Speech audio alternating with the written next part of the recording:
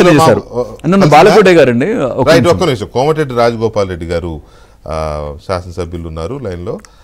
ఎన్టీఆర్ ఘాట్కి సంబంధించిన వార్తలు బాగా వైరల్ అవుతున్న నేపథ్యంలో ఆయన వర్షన్ తీసుకుందాం. రాజగోపాల్ రెడ్డి గారు, good evening. Good evening Venkatakrishna గారు, బాగున్నారా? బాగున్నానండి, మీరు ఎలా ఉన్నారు?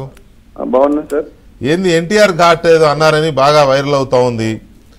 తప్పండి, 100%. అందుకని ఇప్పుడు నేను టీవీ చూస్తుంటే చూసి నేను మీకు రాజేష్ గారు మాట్లాడుతుంటే నేను మీకు ఫోన్ కలపమని చెప్పిన. ఎందుకంటే అసలు మామూలుగా అక్కడ ఫ్రెండ్లీగా కొందరు మన విలేకరులు కలిసి అసెంబ్లీ అయిపోయిన వస్తుంటే ఈ అసెంబ్లీ పాటగా అయిపోయింది, సెక్రటరియట్ బాగుంది, సెక్రటరియట్ పక్కన అసెంబ్లీ కడితే కూడా బాగుంటాయి, రెండు అదే పక్క పక్కన ఉంటే బాగుంటది అన్న. అన్న తర్వాత ఒక విలేకరు ఉండి పక్క నుండి అక్కడ ఎన్టీఆర్ ఘాట్ ఉన్నది, ఆ ప్లేస్ లేదు కదా అన్నది. ఇంకో విలేకరు ఉండి ఎక్కడ ఎన్టీఆర్ ఘాట్ ఉంది, మొత్తం అది సమాజం మీద కబ్జా చేసిందని ఇంకో ఆయన అన్నాడు. నేను అసలు ఆ టాపిక్ ఏం మాట్లాడలే. అసలు వాళ్ళే ఇప్పుడు మీడియా ఎట్లయిపోయిందండి, మీ ఓటు మాట్లాడితే వాళ్ళోటి చెప్తుంటారు. ఏం చేయాలని అంటే కాదు, నేనేం చేశానంటే ఇది తెలియగానే వాళ్ళ మధ్యాహ్నం ఇది ఎన్టీఆర్ ఘాట్ అనేది కొంత సెంటిమెంటల్ అండ్ సెన్సిటివ్ ఇష్యూ కూడా కదా. 100%. అయితే రాజగోపాల్ రెడ్డి గారు అసలు ఈ మాట అన్నారా లేదా ఖచ్చితంగా తెలుసుకోమని మా కరెస్పాండెంట్ సిద్ధార్థకి చెప్పాను. సిద్ధార్థ మిమ్మల్ని అడిగితే మీరు అన్నారట ఇదే ఇప్పుడు నాతో చెప్పిందే చెప్పారట, లేదు అసెంబ్లీ కూడా అక్కడే దగ్గర ఉంటే బాగుంటుందని నేను అన్నాను.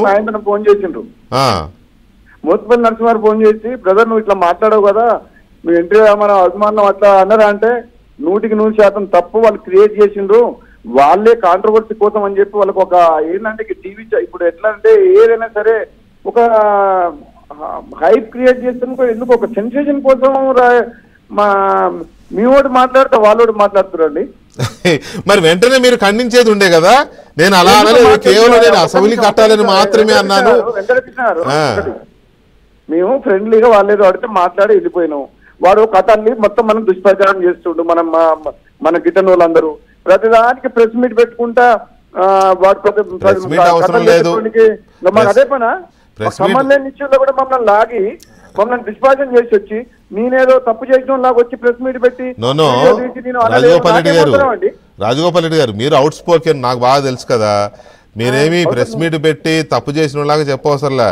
అది రాంగ్, మిస్లీడ్ చేశారు, దాన్ని మిస్కోట్ చేశారని చెప్పి ఒక ప్రెస్ నోట్ మీ పిఆర్ఓకి ఎవరికైనా చెప్పినా రిలీజ్ అయిపోతుంది కదా, మా అందరికి వచ్చేస్తుంది. వెంకటకృష్ణ గారు, ఎన్టీ రామారావు అంటే మొత్తం తెలుగు ప్రజలందరూ అభిమానించే ఒక మంచి ఒక హీరో, అవును, మంచి లెజెండరీ పర్సనాలిటీ, ఒక తెలుగు జాతి అనే గర్వకారణం ఎన్టీ రామారావు. అవును, గాడి తీసేమని ఎందుకంటాం అంటే ఇంకా నీకు ప్లేస్ ఎక్కర్లేదు. పార్లమెంట్ ఎన్ని ఎకరాలు కట్టిండ్రు? 2 ఎకరాలు అసెంబ్లీ కట్టొచ్చు. అవన్నీ వీళ్ళు ఏంటంటే ఇప్పుడు మీడియాలో కూడా వెంకటకృష్ణ గారు ఏం అనుకోకండి, కానీ మీడియా సోదరు అంటే నాకు గౌరవం ఉంది. కానీ ఏంటంటే మరి మీరు కూడా ఒకటి గుర్తుపెట్టుకోండి రాజగోపాల్ రెడ్డి గారు, మీడియాతో ఫ్రెండ్లీగా మాట్లాడాలు, ఆఫ్ ది రికార్డు మాట్లాడాలు, ఆన్ రికార్డు మాట్లాడాలు ఉండవు. మీడియా పర్సన్ తో మాట్లాడారంటే అది ఏదో ఒక రూపంలో ఎప్పుడో ఒకసారి బయటకు వస్తుంది, అది అంతే. చేసిన వెంకటకృష్ణ గారు ఆఫ్ ద రికార్డ్ మాట్లాడినా, చిట్ చాట్ చేసినా, ఫ్రెండ్లీగా అసెంబ్లీ ఎక్కడ కడితే సెక్రటరీతో బాగుంటది అన్నదాన్ని వాళ్ళే క్వశ్చన్ వేసి వాళ్ళే కాంట్రవర్సీ చేసి ఇదేంటంటే అర్థం కాదు. వచ్చే ప్రాబ్లం ఏంటంటే మీ బ్రదర్స్ ఇద్దరునేమో అవుట్ స్పోకెన్, ఏదో కపటం లేకుండా కల్మషం లేకుండా అనేస్తారు ఏది పడితే అది వాళ్ళు దాన్ని ఎట్లా కాబట్టి అట్లా మలుచుకుంటారు దాన్ని. ఇగో ఇక్కడ మేము ఇప్పటి వరకు తలదించుకునే పని చేయలే కోమటిరెడ్డి బ్రదర్స్. తెలంగాణ ఉద్యమంలో గానీ, కేసీఆర్ వ్యతిరేక పోరాటం గానీ, ప్రజల విషయంలో గానీ నిస్వార్థంగా పనిచేస్తున్నాం.